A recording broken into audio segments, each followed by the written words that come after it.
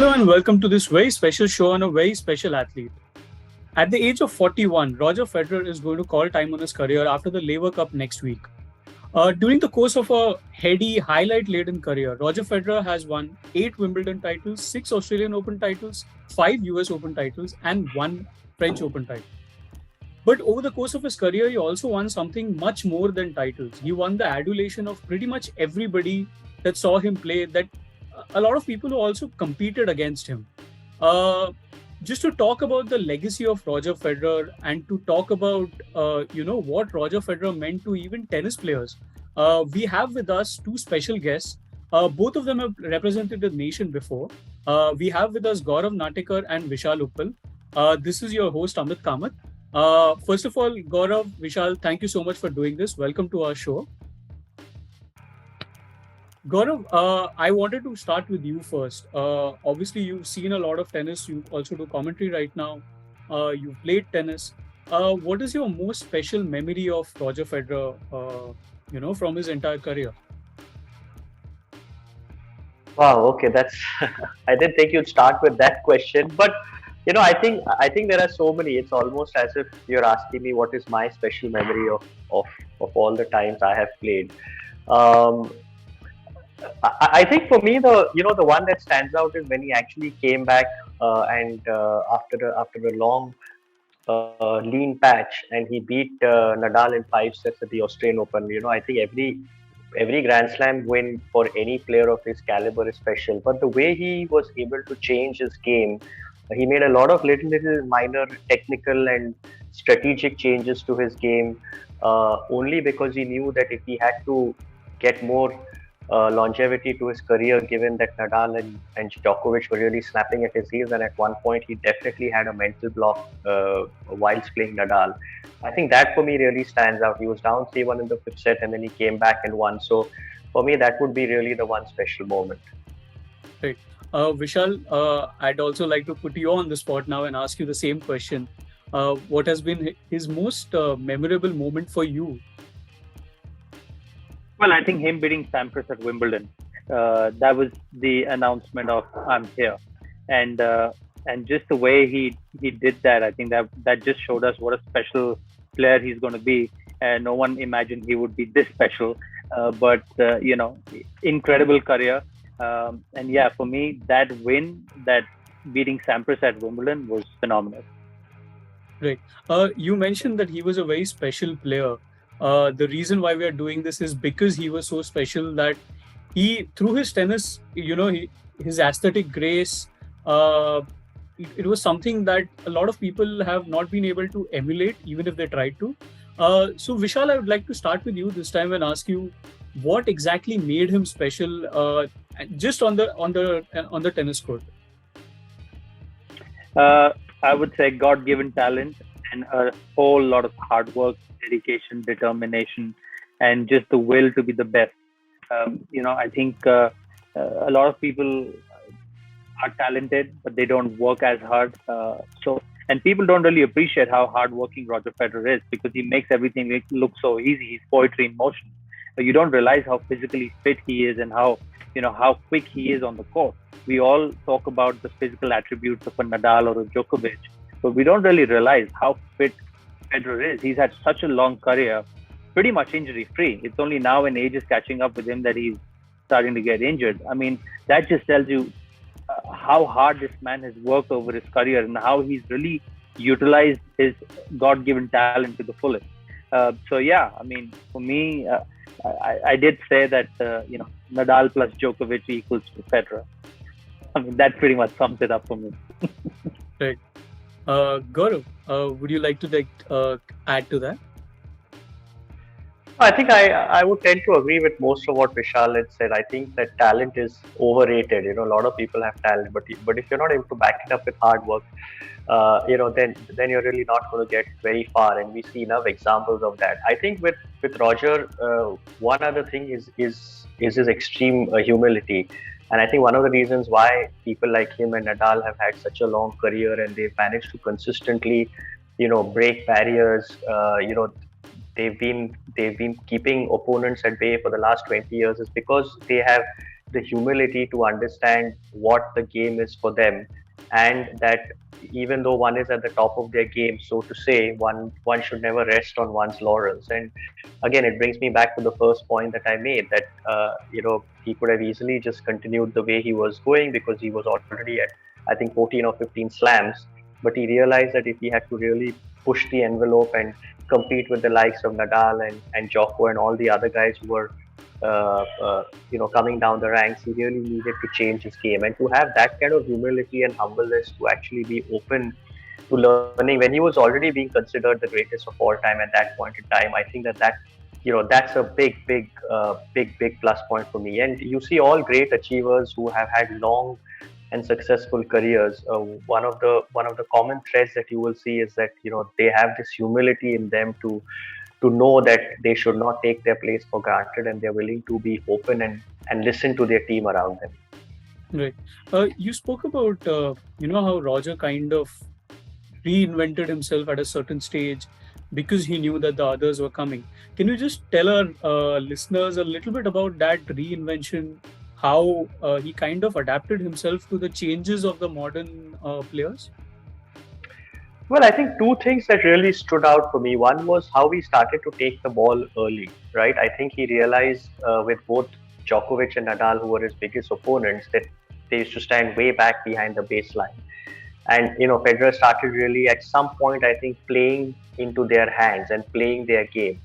And with his coach Ljubicic, the biggest change, in my opinion, he made was that, especially on the hard court, he started to take the ball on the rise. He started to get hitting the ball a foot or behind the baseline or on the baseline. It's something reminiscent of what Andre Agassi used to do many years back, and that was not really Federer's natural game from the baseline. A couple of other things, he made minor changes to his serve, added a little bit more variety, as if he felt that there wasn't enough, and also started being smart about the tournaments that he was playing, and how he was realizing that he was at that point 34, 35, 36. He needed his body to heal, and then adjusting his tournament schedule and his training sessions according to that. I think those were the 2-3 big factors for me that really made the difference for him to go from, let's say, I'm going to say 15, 16, maybe even 17 slams to 20 slams. Right. Vishal, obviously, when Federer came onto the stage, he used to be known as somewhat of a hothead. He used to lose his calm when he lost matches. There have been instances of him, crying after losses. But somewhere after his first coach passed away, he kind of readapted himself, made himself into, this saint of a player who never lost his composure, irrespective of what was happening. Can you just talk to us a little bit about how important it is for a tennis player to, not let other things get into their minds and be composed all the time to become as good as you do? Basically, I'm trying to understand the mental aspect of the sport as well, not just the physical changes. Yeah, absolutely. I think the biggest change, the talent called Roger Federer made was how he grew up as a human being. His evolvement as a human being. I mean, a lot of people just want to look at people's techniques, forehands and backhands and serves and volleys, but they don't realize everything comes from up here. And the way he evolved, the way he developed, yes, we've all heard stories how he used to throw his racket and be a tantrum boy and this that. And it's only after his coach died, that he really got his act together. And I think in an interview to CNN, I think he was very humble to say that he only wanted to fulfill the potential that coach saw in him, and that was his biggest goal. So I think the mental aspect is something which is the most neglected part of not just tennis but of majority of the sports, because you can have the talent, you can do the hard work, but if you don't have the right mentality, you're not going to find success or the results that you want. People don't really understand or appreciate how Roger Federer developed as a human being, not just his tennis but as a human being, because you can have the talent, you can have the hard work, but if this is not working properly, then neither the talent matters nor the hard work matters. Did he lose matches? Absolutely, he lost matches, but then there were no tantrums, there was nothing. He put things in perspective, he tried to learn from his losses, and he got on with it. So I think the human side of it, the human development.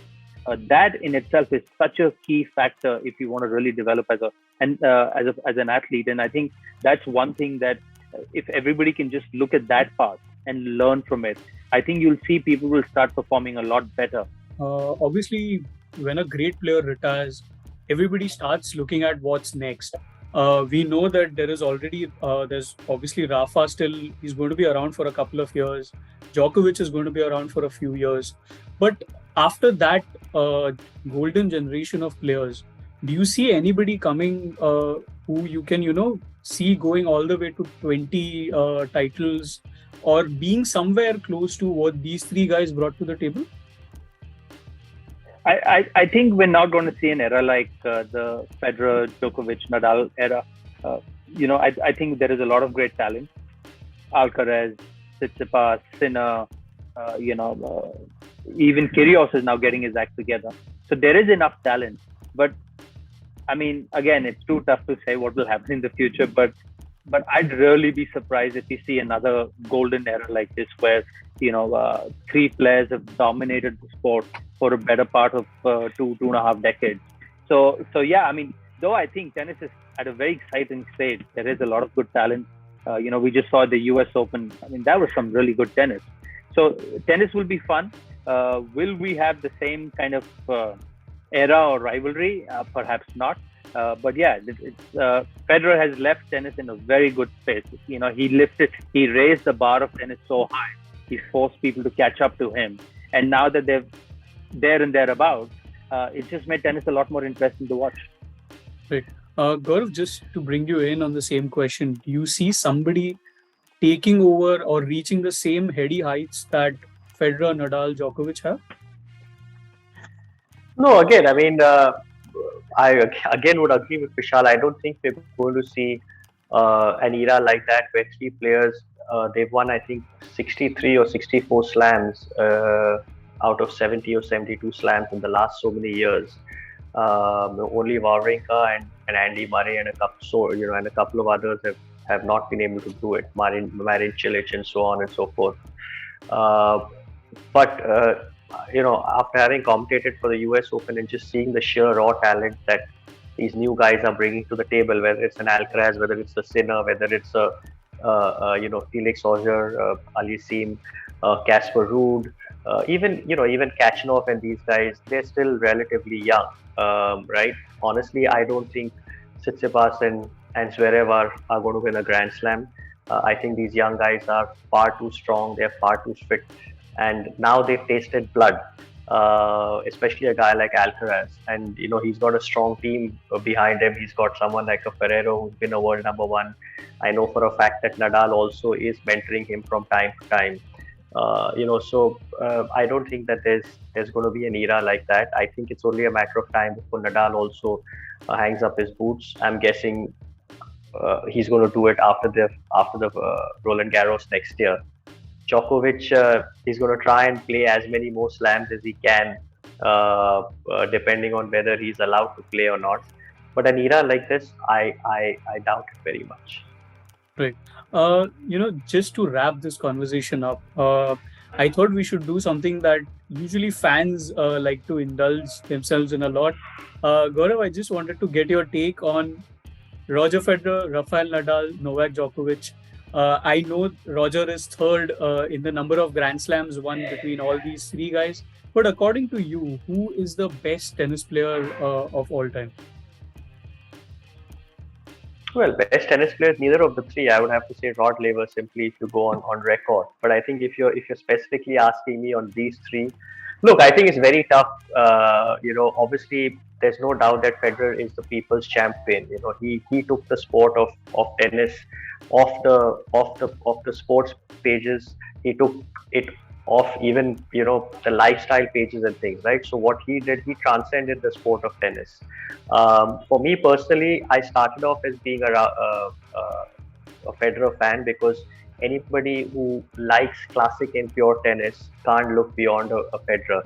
But just having seen the way Nadal has fought adversity this year and what he's done the last couple of years, I really have to say that and his head-to-head record against Federer and Djokovic, just the number of slams that he's won, 13 French Open titles, or 14 is it?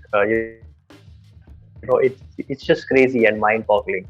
So I would have to say, out of the three, I would have to say that if you look at the whole package, it would be Federer, Nadal, and Djokovic. But if you really look at the records and things, I'm going to say that it's Nadal, Djokovic, and Federer.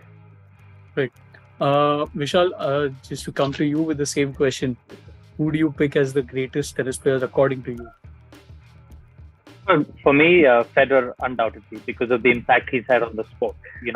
Yes, there are records and number of trophies, but look at the impact he's had on the sport in totality.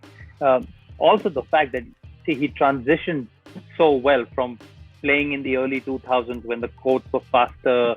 The game was played a little differently to when the courts became slower, more high bouncing, which favored maybe a Nadal or a Djokovic, and he's made that transition. I mean, I think the beauty of tennis kind of got lost in it a little bit, because earlier you had 4 different surfaces, and even the best had to fight their demons on certain surfaces.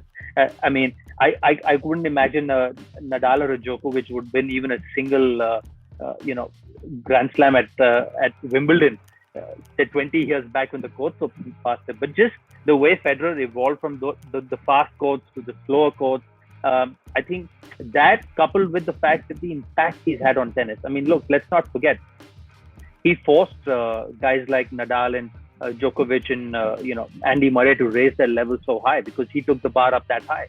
So for me, it's Federer. I said it in the past, I'll say it again. Nadal plus Djokovic equals Federer. That's the impact he's had on tennis. All right. On that note, we are going to end this conversation. Thank you so much for joining us, Gaurav. Thank you so much for joining us, Vishal. That was a great conversation.